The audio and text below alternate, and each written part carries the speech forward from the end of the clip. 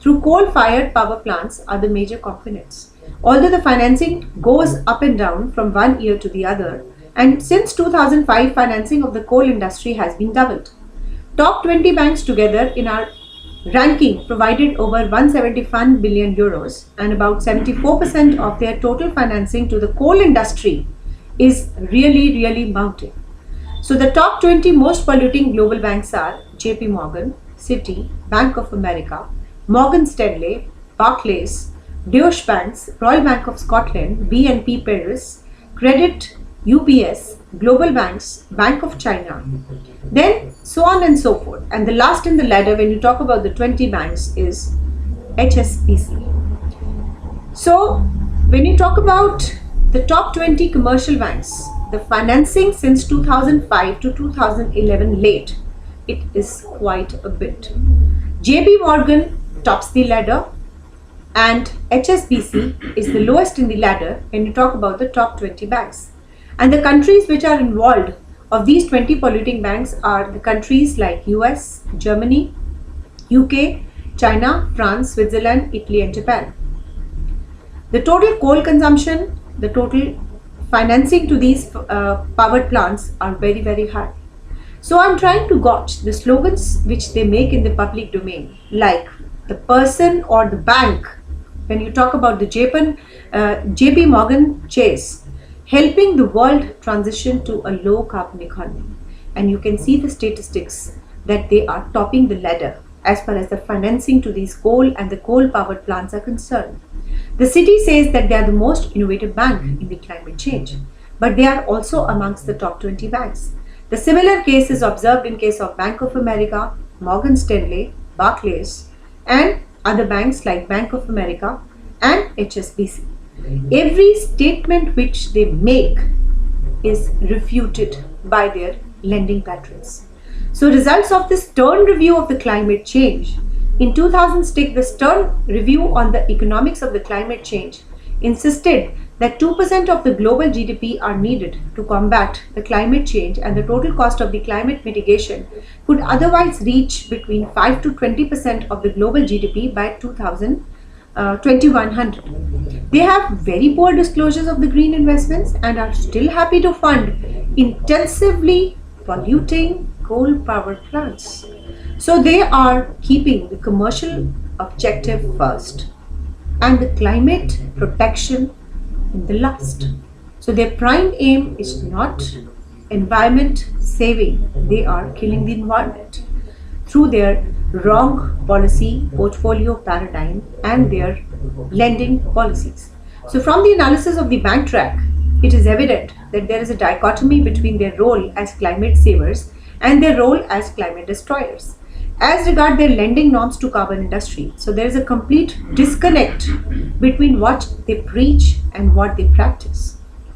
Now let us talk about of the other international endeavors like pursuance of Equator Principles. The Equator Principles are a credit risk management framework for determining and assessing and managing the environmental and the social risk in the project finance transaction. The Equator Principles are adopted voluntarily by the financial institutions and are applied where total project capital cost exceed 10 million. Based on the IFC performance standards on the social and environmental sustainability and on the World Bank Group environmental health and safety guidelines, the Equator Principles are intended to serve as a common baseline and the framework for the implementation by each adopting institution of its own internal, social and environmental policies, procedures and the standards relating to its project financing activities. The decline of the loans for the want of these Equator Principles, which should have been the prime. So I'll give you a few examples. Like in 2011, Banco de Sandler state on their website, no single loan was rejected because of the failure of complying of these social and environmental wants recognized by the Equator Principles. And in another example of HSBC in their 2010 sustainability reports show that over a period of 3 years from 2008 to 2010, they just declined one loan out of 282 that they are investigated according to the Equator Principles. So what is this? The figures which are reported and the figures what they say, there's a lot of difference. I'll give you one case of India, that is Jharia.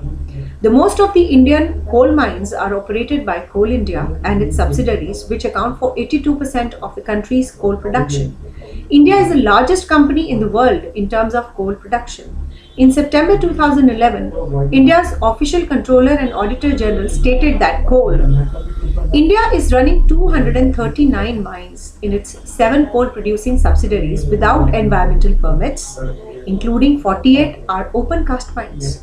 So this is really a very shocking and a sad state of affairs, that there is nobody to scrutinize them. There is nobody to check them. So by these kind of seminars and the platforms, we should share and disseminate and refute and try and jeopardize their image, so that they have some kind of a moral pressure and we can shut their shops, which they have opened only for the commercial purpose, and they are just giving us a greenwash reports which are not actually true.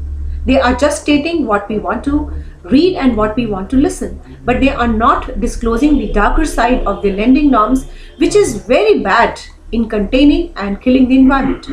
There are about 170 underground mines and 21 combined mines, so they are not under any kind of scrutiny. And in spite of its disastrous record at home, Coal India is now looking to expand its operation abroad and acquire coal mines in Australia, in South America, in United States and in Indonesia.